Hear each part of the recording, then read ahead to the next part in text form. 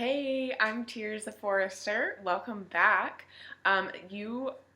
This means you have successfully watched video 1 and 2, and this is the final video of my 3-part series, Let Go to Let Grow. So, this is something I'm really passionate about because it's something that I've really had to work on myself. And it's something, learning to let go is something I've really had to work through because I tend to be a control freak sometimes. Sometimes it's to my benefit, and sometimes it is not. Wanting to have things all perfectly in a line and have your way doesn't always work for you. You end up working harder than you would if you're like, oh, that's all right. I'm just gonna let that go. It's not gonna hurt me. It's not gonna hurt anyone else. It's all right. Whatever that may be. If it's a small detail in your business or a small detail in other aspects of your life, just learning to let that go.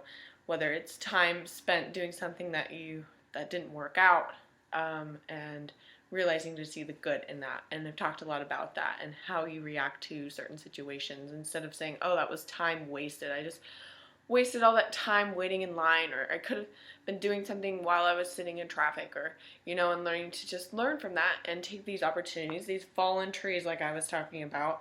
I'm learning to grow from that.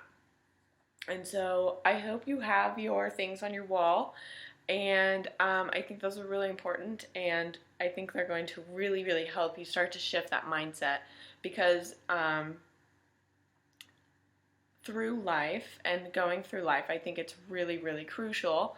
And I think a lot of people just go through life thinking that they're a loser, thinking that it's not going to ever work out for them, and they might as well just try to grasp onto something and try to control at least one thing in their life. Or they do the opposite and they quit and they think, oh, well, it's not really worth it. I'll just keep doing what I'm doing because I don't really want to step out of my comfort zone. Because when we step out of our comfort zone, that's when we have to start letting go of things. And I think a lot of us go through life just being like, I'm fine. And a part of control and a part of an unhealthy control is just being, I'm fine. I'm fine. My life is fine. I don't really like my job, but it's fine. Or I could be a better parent, but it's fine. My kids are acting out or doing things that, I don't believe in, but it's fine. I'll just let it go. I can't do anything about it. Or, I really wish I could, live somewhere else. I don't like living here. It's fine. It could go on and on and on and on, right? And we can take two actions. We can either say, oh, I'm going to control it and I'm going to full force and I'm going to, take this by the handle and just control it. And that often is fueled by anger. And anger is not a bad emotion, but anger is a feeling that is often underlined by other things. So just to also be aware of that, and where control is fueled by anger, which is often rooted in fear, right? And so a lot of these things that we don't do in our lives, don't start that business, don't travel the world if you've, or don't buy that home, don't move, don't pursue our faith deeper, don't, it could go on, don't start that new art project. I mean, it could be simple. And we don't start these things because we come up with this long list, right, of excuses. I mean, think of how many excuses, when you're late for work, I know I do this, so I know it's true. Think of how many excuses you come up with why you're late for work.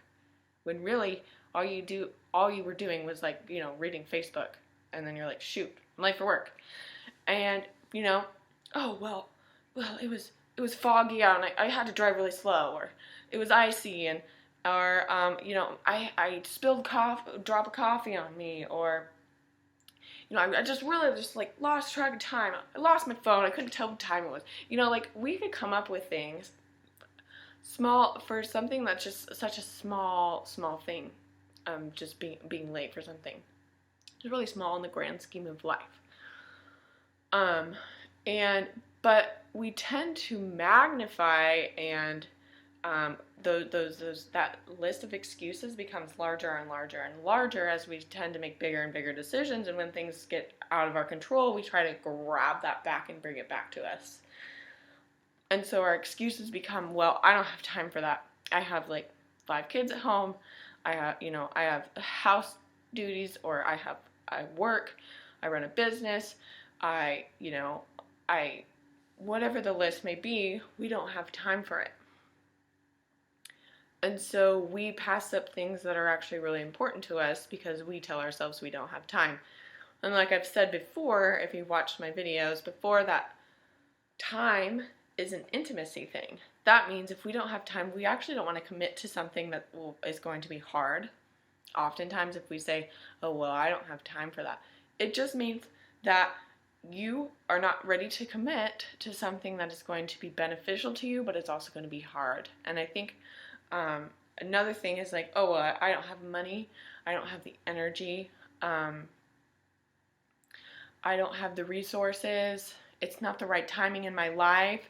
These are all excuses that are stopping you, that are based and rooted in fear, that are stopping you from really living that life and living through your gifts to share with the world. And there's nothing I think more sad, and this is why I do what I do. So I want you to hear this, because this is why I do what I do. Hands down, I'm so passionate about this, is that we are all given unique gifts. I really, really believe that. And these unique gifts we're given, God gives us these unique gifts, and if we do not use them, we are shortchanging ourselves, and we're shortchanging others around us, our community and our world, because our gifts were given to us so that we can give them away.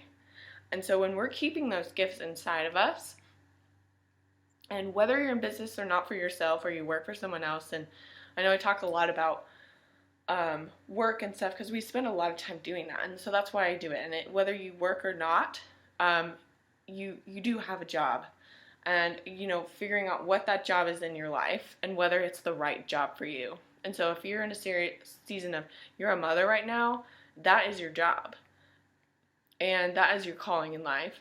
And how can you find meaning and purpose in that, as well as work and your personal life? So we are given gifts, and I think we have it flipped around sometimes, that our gifts are like, oh, well, it's selfish. Oh, we pursue things like art and being outside and leisure activities. Oh, well, that things that I love. Like I love to rock climb, and I love to hike. I love being outdoors. I love camping. I love arts. I love to bring my watercolors with me, and I love doing that stuff. And I could either say, oh, that's selfish, or I could say, this is really nurturing me and helping me to discover my gifts. And so I think it's really, really important to realize that our gifts are given to us so that we can give them away. And so that's really turning the table on thinking of it as pursuing something that may seem leisurely to you, is actually the thing that you really should be pursuing in your life, because it's what makes you come alive. It's what makes you you, and it's really and the things that you love in your life are not an accident. You love them for a reason, and those things that you love are often entangled in your gifts. And so really learning to use that gifts. And again, this goes with letting go. Letting go of the idea that pursuing something, especially through my program, Lanterns, I do a year-long program, and we work on ourselves. Basically, it's a sabbatical year where you get to work on yourself. Literally, I've looked and there's really nothing out there like what I do. And so I'm really, really excited, and I really, really believe what I do, and you're going to see transformational change in that. It is proven, and I think it's the best medicine that humans can have to spend time outdoors. I encourage that. We do a social media fast where you really turn those external voices off and you really get to listen to yourself and excuse me, and really get to apply that to your life and to move forward in progressive ways, in ways that you never thought you could move forward in. And so I combine it and create this whole holistic journey where I encourage you to eat healthy and to exercise, because we end towards the end of your year journey, I actually bring you together and we do an adventure retreat basically. And so we do lots of art and we do lots of hiking and outdoor activities, and it really is an awesome thing that I'm super excited about, and it's going to be super awesome because this is what my gift is, and I'm giving this back to you. And so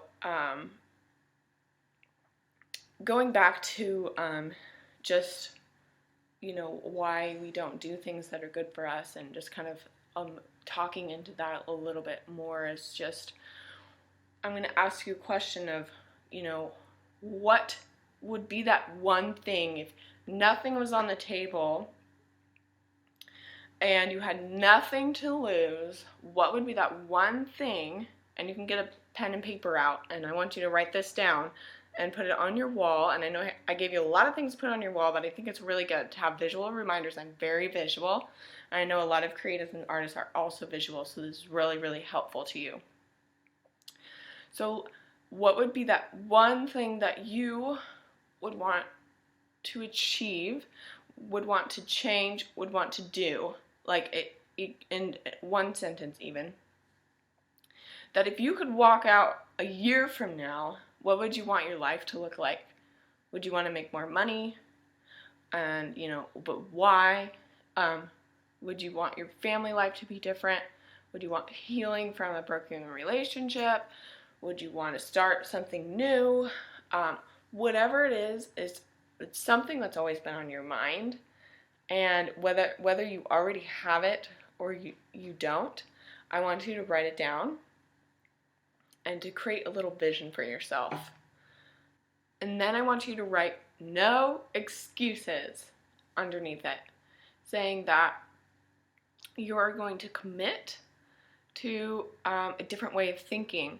You're going to start today by learning to let go of things, and then also seeing the things that you can grasp and you can manage and that you can control. I know that's kind of a negative word, so I'm going to reclaim that as a, you know, this is a healthy control, things that you can do something about.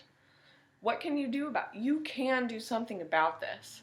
There are things in your life that are crazy, and you're going to think along this path that you can't do anything about it. And I think that's why it's so crucial to have someone on the outside as a guide, as a coach, to really help you look from the outside of your life and see, like, oh, okay, you realize that this thing in your life you can't control, but let me help you and let me guide you through the things in your life that you can, and let's work through that. So I want you to reclaim, and I want you to really take time to watch these videos again if you feel like you need that. They're available for you. They're always going to be free. It's my gift to you. I love giving free information and my time to you. That's the most valuable thing I can give to you, is time, and to guide you through this these stages and this journey that we call life. And I think everyone on this planet, because I believe so wholeheartedly that our gifts are given to us to be given away, that we should spend time to find out what those are and how to use them and how to implement them. I really believe everyone should do a program that really digs into that. And mine is really unique in that I use the outdoors and I use art. Two major healing. There's lots and lots of research out there. You can Google it on how art and adventure and being outdoors is really transformational and healing to your well-being, physically, mentally, and emotionally. There's no doubt about it. I'm reading this book called The Nature Fix. I encourage you to check it out.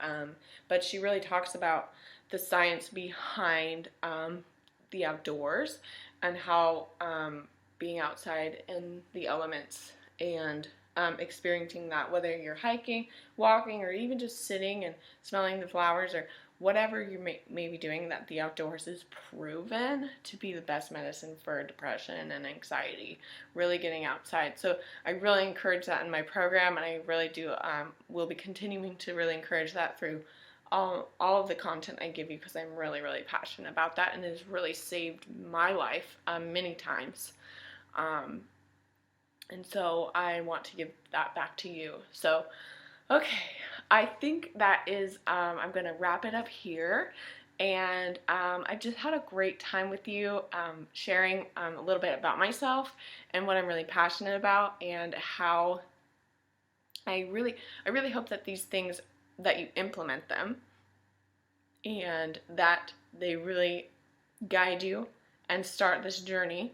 And I build on these things, and we talk about these things in my program. And so if you do want to hear more about that, shoot me an email. I'd love to hear your story. I'd love to just talk to you about life, basically. And so I'm just going to close out, and I just want to say thank you for listening. And I just really look forward to our journey together. So I'll see you soon.